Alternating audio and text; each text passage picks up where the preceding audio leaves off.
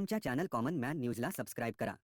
कर लो और केजरीवाल को जेल भेज दो और कहो मैं भ्रष्टाचार के खिलाफ लड़ रहा हूं।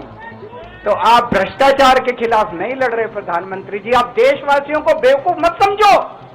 देश बच्चे बच्चे की जुबान के ऊपर हो रहा है कि सारे चोर चक्कों को अपनी पार्टी में शामिल करके और ईडी और सीबीआई के सारे केस उनके रफा दफा कर देंगे। केजरीवाल को क्यों गिरफ्तार किया? केजरीवाल को गिरफ्तार करके उन्होंने एक मैसेज दिया है सारे देश को कि अगर मैं केजरीवाल को गिरफ्तार कर सकता हूं तो किसी को भी गिरफ्तार कर सकता हूं। कोई केस नहीं होगा, कोई मामला नहीं होगा, तब भी मैं तुमको गिरफ्तार कर सकता हूं। एक बेहद खतरनाक मिशन चालू किया हुआ है प्रधानमंत्री जी ने, बहुत ही खतरनाक। देशवासियों को यह समझने की, अब जो मैं बोलने जा रहा हूं, समझने की जरूरत है। उस मिशन का नाम है वन नेशन वन लीडर। देश के सारे नेताओं को खत्म करना चाहते हैं मोदी जी, और इसको 2 स्तर के ऊपर इस मिशन को चला रहे हैं। जितने विपक्ष के नेता हैं उनको जेल भेजेंगे, और जितने बीजेपी के नेता हैं उनको सबको निपटा देंगे, उनकी राजनीति खत्म करते जाएंगे, उनको सबको निपटाते जाएंगे। विपक्ष के अंदर आज इन्होंने मनीष सिसोदिया को जेल भेज दिया, संजय सिंह को जेल भेज दिया, सत्येंद्र जैन को जेल भेज दिया, केजरीवाल को जेल भेज दिया, हेमंत सोरेन को जेल भेज दिया, ममता दीदी के कई मंत्रियों को जेल भेज दिया, स्टैलिन के कई मंत्रियों को जेल भेज दिया, केरला के सीएम के पीछे पड़े हैं। अगर ये चुनाव जीत गए, मेरे से लिखवा लो एफिडेविट के ऊपर, थोड़े दिन के बाद ममता दीदी जेल में होंगी, तेजस्वी यादव जेल में होगा, स्टैलिन साहब जेल के अंदर होंगे, पिनरई विजयन जेल के अंदर होंगे, उद्धव ठाकरे जेल के अंदर होंगे, जितने विपक्ष के नेता ये सारे जेल के अंदर होंगे। अगर ये चुनाव जीत गए, इन्होंने बीजेपी का एक नेता नहीं छोड़ा। आडवाणी जी की राजनीति खत्म कर दी इन्होंने, मुरली मनोहर जोशी की राजनीति खत्म कर दी, सुमित्रा महाजन की, शिवराज सिंह चौहान जिसने मध्य प्रदेश का चुनाव जीत के दिया इन लोगों ने, शिवराज सिंह चौहान ने उसको मुख्यमंत्री नहीं बनाया, उसकी राजनीति खत्म कर दी। वसुंधरा राजे की राजनीति खत्म कर दी इन्होंने, खट्टर साहब की राजनीति खत्म कर दी, डॉक्टर रमन सिंह की राजनीति खत्म कर दी। अब अगला किसका नंबर है? योगी आदित्यनाथ। अगर ये चुनाव जीत गए, मेरे से लिखवा लो, 2 महीने के अंदर उत्तर प्रदेश का मुख्यमंत्री बदल देंगे ये लोग। योगी आदित्यनाथ की राजनीति खत्म करेंगे, उनको भी निपटा देंगे ये लोग। यही तानाशाही है दोस्तों। वन नेशन वन लीडर ये चाहते हैं, एक ही तानाशाह इस देश के अंदर बचेगा, एक ही तानाशाह इस देश के अंदर बचेगा। हमारा देश बहुत महान है, 4000 5000 साल पुराना हमारा देश है। इसके पहले पिछले 4000 साल में कई मौके आए जब इस देश के ऊपर तानाशाहों ने कब्जा करने की कोशिश की, लेकिन हमारे देश के लोगों ने उन तानाशाहों का तख्ता उखाड़ के फेंक दिया। जब जब हमारे देश में ऐसा मौका आया कि तानाशाह ने हमारे देश के ऊपर कब्जा करने की कोशिश की, इस देश की जनता ने उसका तख्ता उखाड़ के फेंक दिया। आज एक तानाशाह इस देश से जनतंत्र खत्म करना चाहता है, आज एक तानाशाह इस देश से लोकशाही खत्म करना चाहता है। मैं पूरे तन मन धन से लड़ रहा हूं, संघर्ष कर रहा हूं उस तानाशाह के खिलाफ। 140 करोड़ लोगों का साथ चाहता हूं मैं। मेरे अकेले के करने से नहीं होगा। 140 आज मैं आप लोगों से भीख मांगने के लिए आया हूं, 140 करोड़ लोगों से, 140 करोड़ लोगों से भीख मांगने के लिए आया हूं। मेरे देश को बचा लो, मेरे भारतवर्ष को बचा लो, मेरा भारत बहुत महान है। इस तानाशाही से बचा लो मेरे दोस्त, मेरे देश को।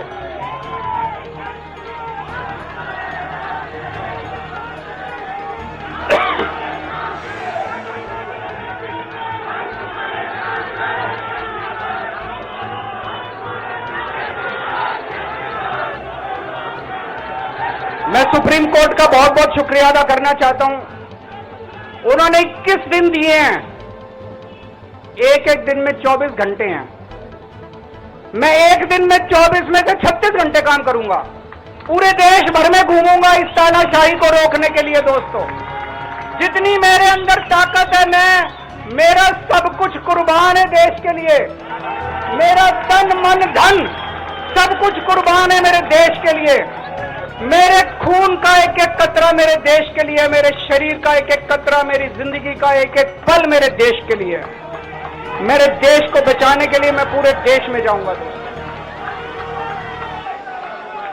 अब एक बहुत महत्वपूर्ण बात करने जा रहा हूं, उसको ध्यान से सुनना। ये लोग इंडिया गठबंधन से पूछते हैं आपका प्रधानमंत्री कौन होगा। मैं बीजेपी से पूछता हूं आपका प्रधानमंत्री कौन होगा।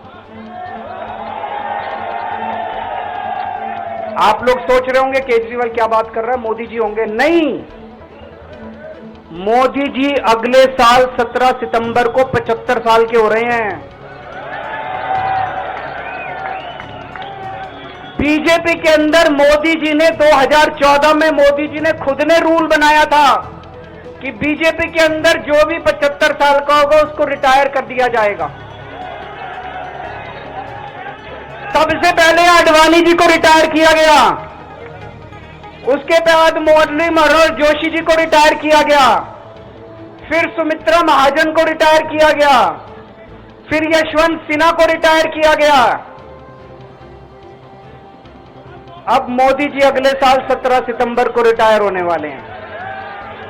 तो मैं बीजेपी से पूछना चाहता हूं आपका प्रधानमंत्री का दावेदार कौन है।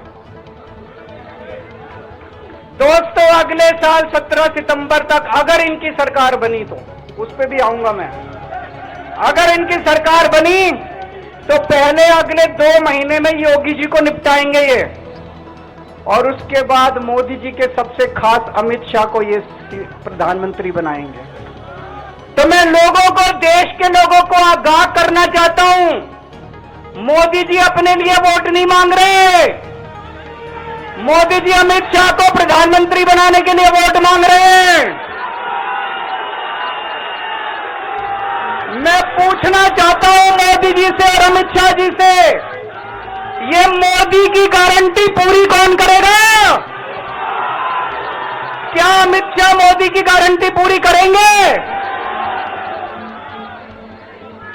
जब आप अगर जो वैसे तो मेरे को लगता है मैं भी आऊंगा उसके ऊपर, मुझे नहीं लगता इनकी सरकार बन रही है, लेकिन जो बीजेपी को वोट देने जाएं वो ये सोच के जाना कि आप मोदी जी के नाम पे वोट नहीं दे रहे, आप अमित शाह के नाम पे वोट दे रहे।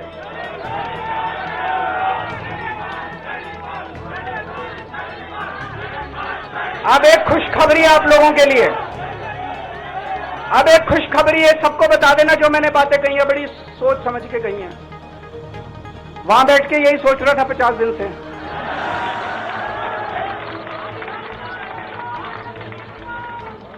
दोस्तों, पूरे देश के मेरे को बाहर निकले हुए 20 घंटे हो गए। इन 20 घंटों के अंदर भी मैंने रात भर में जनता से बात कर रहा था, लोगों से फोन कर रहा था।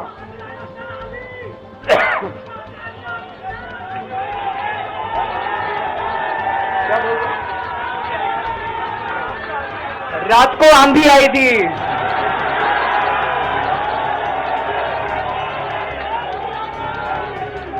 पिछले 20 घंटे में मैंने जो बातचीत करी है, कई बड़े बड़े एक्सपर्ट से बात की, चुनाव विश्लेषकों से बात की, सेफोलॉजिस्ट से बात की, जनता से बात की, फोन पे लोगों से।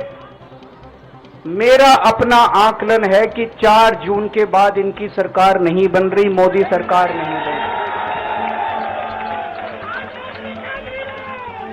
दोस्तों, अगर मैं गलत हूं तो मेरे को बताना। हरियाणा में इनकी सीट कम हो रही है, राजस्थान में कम हो रही है, कर्नाटक में कम हो रही है, दिल्ली में कम हो रही है, बिहार में कम हो रही है, महाराष्ट्र में कम हो रही है, कर्नाटक में कम हो रही है, बंगाल में कम हो रही है, झारखंड में कम हो रही है।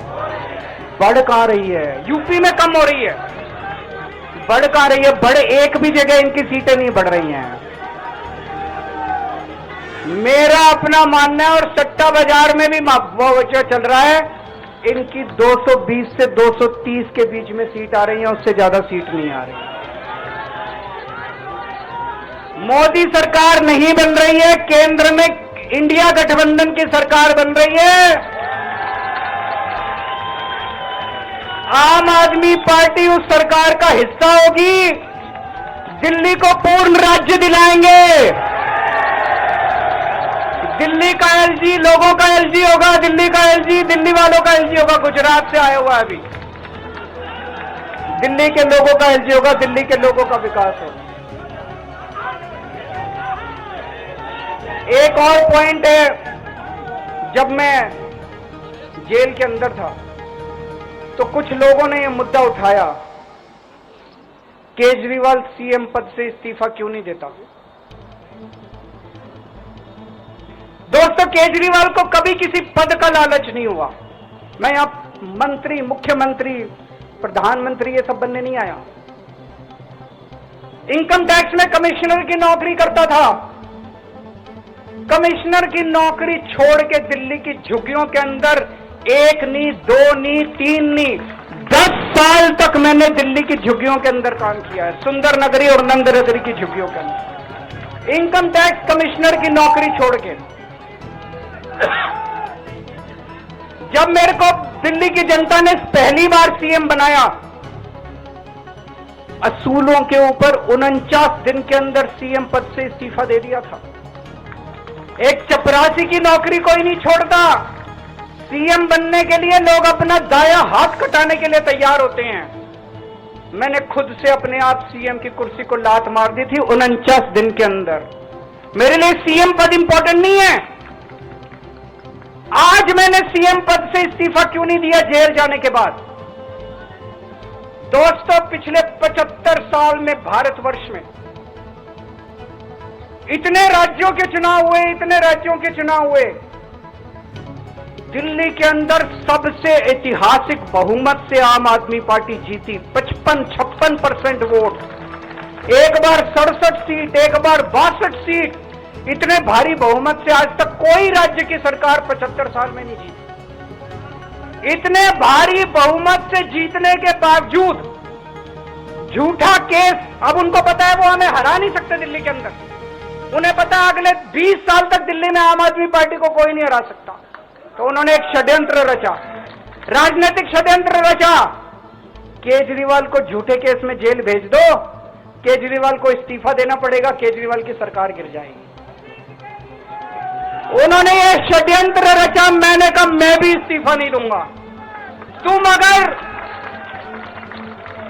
अगर जनतंत्र को जेल में कैद करोगे तो जनतंत्र जेल से चला के दिखाएंगे। दोस्तों, सरकार भी जेल से चला के दिखाएंगे। कतई इस्तीफा तुम्हारे ट्रैप में फंसने वाले नहीं हैं।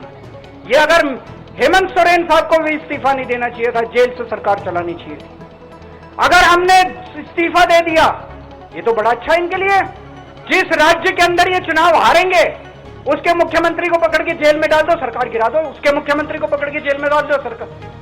आज मैं अगर दिल्ली की जेल के अंदर रह के दिल्ली की जेल से इस्तीफा नहीं दे रहा, वो इस तानाशाही के खिलाफ संघर्ष कर रहा हूं, इसको समझ लेना। केजरीवाल को किसी पद का लालच नहीं है। सीएम तो 100 सीएम की कुर्सी देश के नाम कुर्बान है। मुझे पता चला, मेरे जेल जाने से बहुत लोग भावुक हुए, खासकर मेरी मां, बहनें, महिलाएं बहुत रोई। कईयों ने बहुत मन्नतें मांगी।